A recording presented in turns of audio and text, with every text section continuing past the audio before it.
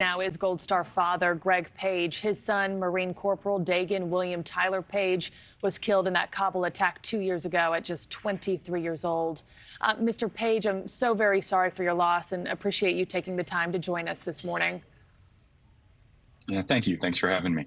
Tell us a little bit about your son, Daegan. Who was he, and what do you want people to remember about your child? Yeah, thank you.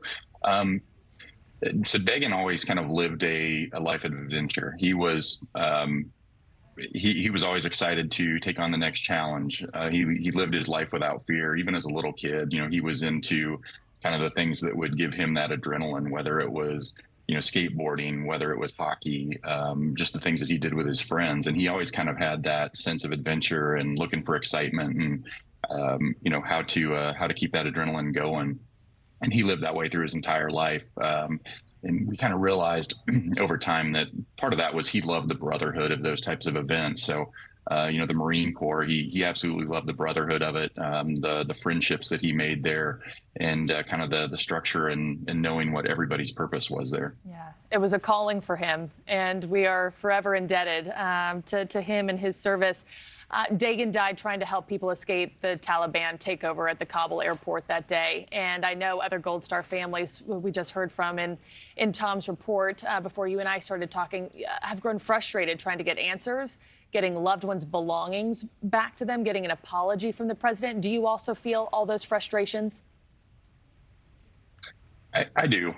There's a lot of things that still haven't been answered for us. And, one of the things that's happened is it seems that the human aspect of it has been forgotten. There's still this talk of how do we, limit the damage? How do we sweep this under the rug? And they forget that this just isn't a Marine that's on the news. He's my son. He's, the kid that grew up with us. He's the kid that, we played baseball with in the backyard and had holidays with and those types of things. And it seems like sometimes that aspect of it is forgotten and that it's more of a political story or a news story or just the Marine that was on the news. And, I want people to remember that he was more than that. Yeah, he was your child. What are you hoping when you say that there's still a lot of answers that questions that you want answers to? What's the number one question you'd like to see answered? And what are you hoping to gain from today's roundtable when you take part?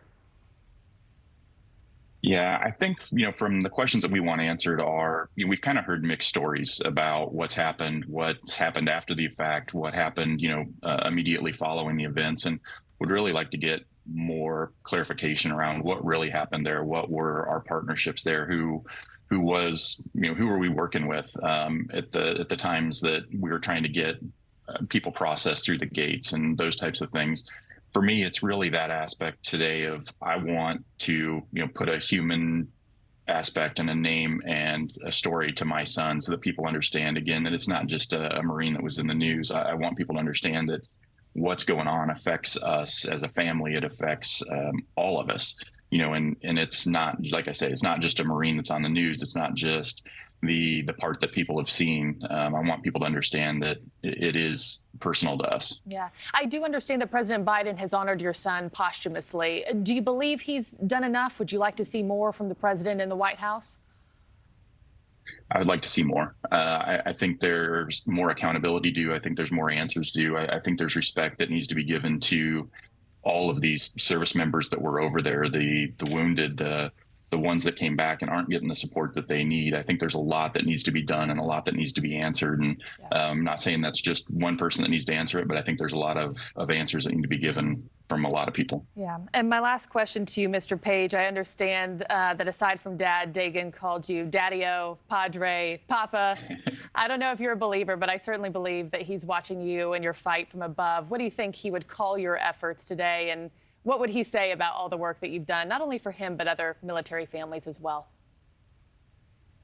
Yeah, Daegan was never short on words. He was pretty vocal in telling you what he thought. So I'm sure he would be proud of us for, fighting for what's right. But I also think he would want us to find a way to move forward. And, we've done a foundation in his name. We're trying to do some good support for veterans that are out there. And I think, he would be wanting us to continue that push and continue to drive forward and make good out of a tragedy. Well, he's rooting for you from above. We are rooting for you as well. We're going to follow this closely later on today. Please keep us posted, and we'll talk to you soon, Mr. Page. Thanks so much. Thank you.